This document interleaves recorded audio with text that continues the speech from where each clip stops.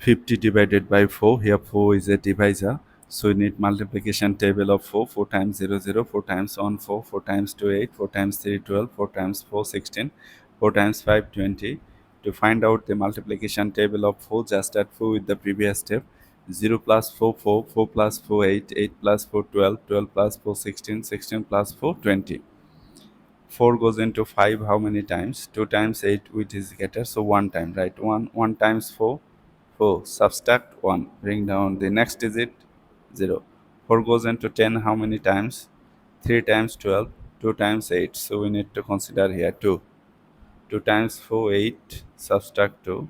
So our answer is 12, remainder 2. Take here decimal, then add number of zeros. Bring down the first zero.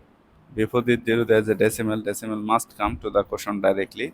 4 goes into 20 how many times? 4 goes into 20 5 times. 5 times 4, 20. Subtract 0. As our remainder is 0, we are done. So our answer is 12.5.